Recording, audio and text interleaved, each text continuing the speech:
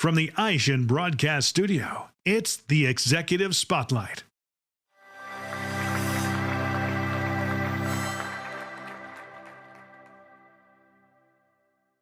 Welcome to the AutoSuccess Executive Spotlight. I'm your host, Brian Ankney. Today, my guest is Bob Seal from APC. Welcome, Bob. Hey, Brian, how you doing? Good to be back. Thanks for having me. Yeah, we're excited to have you. I want to get right to the content. Let's do it. Let's talk about the pace of selling cars. Okay. You know, the dealer definitely used to control the pace of the car sale, and things have changed. You know, what's going on? Yeah, you know, they did control the entire process. There's been a lot of changes. The things that haven't changed is the core steps, right? They're still selecting, the customer's still selecting a vehicle. Mm-hmm. The customer's still going on a test drive. They're still going through finance, and they're still taking delivery. Yep. So what's changing is where those steps are happening. Most of those customers, probably a little over 80% of them, are doing a majority of their work online before they come into a dealership. So customer already knows what they want. They already know, sometimes they know more about the car than the salesperson. Mm-hmm. So they're very educated.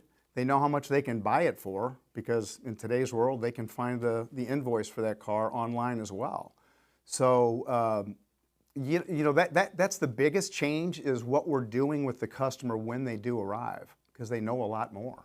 You know, I mean, I know there's been a movement, and a lot of people are talking about the touchless car sale. And I mean, Carvana has had some success with that. I mean, is that something dealerships should try to mimic? Yeah, I think dealerships should take part in it. I don't know that they would ever completely embrace it 100%. Speaking of Carvana, they're getting into the franchise business, right? Stellantis just awarded them with two new car franchise dealerships. So they're going to have to do a hybrid type of sale as well. They're going to keep their process going the way it is, but they're also going to realize when they get into that showroom atmosphere, the costs are much higher than what they're dealing with right now. Mm-hmm. They're going to have all the overhead of a showroom, of a service department.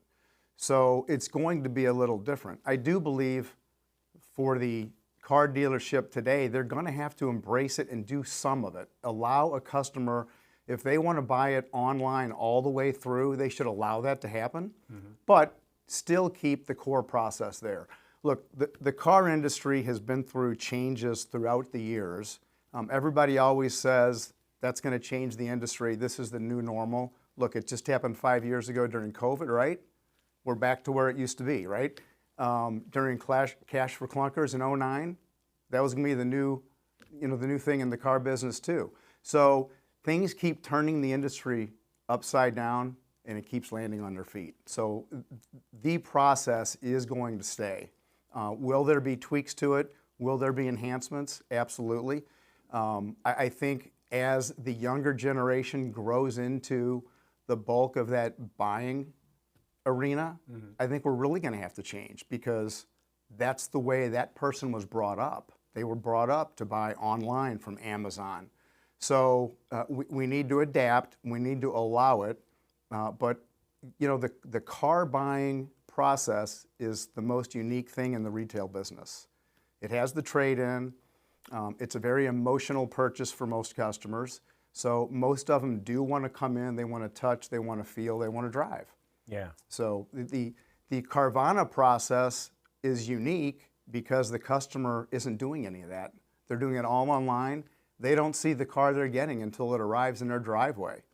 So for some people that works, but for a lot of people it doesn't. So I think it's going to be a niche part of the business, but it is not going to take it over. You know, I mean, I agree with you. I think that, you know, you look at like Tesla. Tesla's able to sell these cars online. Well, sure. Tesla people have $10,000 down. They own their trade. You know, they have good credit. They have good work history. It's a different type of buyer. The buyers that are walking into dealerships, like you said, they have a trade. Maybe they're not as creditworthy as they led on. There's a lot of hurdles that need to be jumped, and you kind of said how the car business keeps getting turned on its head every 5 years. It's almost like we have all these new tools, but the process hasn't changed. You know, we used to dig with a shovel, and then we dug with a backhoe. Yep. But we're still digging a hole. Absolutely, and they will continue doing that, and they will continue using the new tools, and continuing, not revamping the process, but just tweaking it to make it better. However that customer wants to purchase, that car dealership should allow that purchase to happen that way. You know, with all the new tools and the new expectations that other generations have for how cars should be bought, how should dealerships be really trying to earn the trust of these other generations that are going to be their customers? Well, that's a big one, because it's very easy in today's world to have a bad experience and let the entire world know, right? Yeah. You got Google reviews, all the different review sites that they go on there. You know, dealers need to manage those review sites, find out what's happening, what type of reviews they're receiving, and make sure they're addressing the ones that are bad. They don't necessarily have to hide them, but they need to talk about them and find out what happened and correct them. You know, another thing to gain the trust is when that customer comes in, they already know the process, that customer's done their research. They need to be more of a consultant in the sale. Walk the customer down the line. Here's what we're going to do. Here's how we're going to go through this. And let them know what's going to happen next. You know, maybe have something in the dealership that would keep them busy when there's downtime. You know, there's maybe a golf simulator. Throw a golf simulator in the dealership, right? And when they have an hour that they're waiting for finance, the customer has something to do. Yeah. Maybe video games, maybe, you know, a small cartoon theater for the children. Something to keep them busy and make it more experiential than just the grind of buying a vehicle. Well, I wish we had a golf simulator here at Babcock's. That's a We great should go- idea. that would be great. That's a great idea. Well, I want to kind of shift gears from the front of the building to the back of the building. Let's talk about service for a moment. Okay. You know, it's becoming more and more expensive to repair these vehicles. And oftentimes somebody goes into the service department and they get sticker shock. I mean, sticker shock used to be when it's going to be $2,000. Now $2,000 is an inexpensive repair. What can dealers, I mean, somebody walks in, all of a sudden they're faced with an $8,000 repair on a car they're still making payments on. You know, that's a really hard thing to overcome in a relationship with a customer. What can dealerships do to mitigate the risk of that sticker shock? Well, the biggest thing they could do is up front, make sure that customer's in a vehicle service contract, okay? That's going to mitigate that cost tremendously.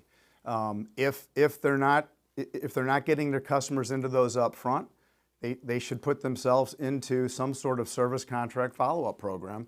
Make sure their customers in sales who didn't purchase a service contract have an opportunity to, and make sure their service customers who don't have a service contract have an opportunity to. So, you know, there's many of things they can do to help mitigate that large sticker shock in the service department.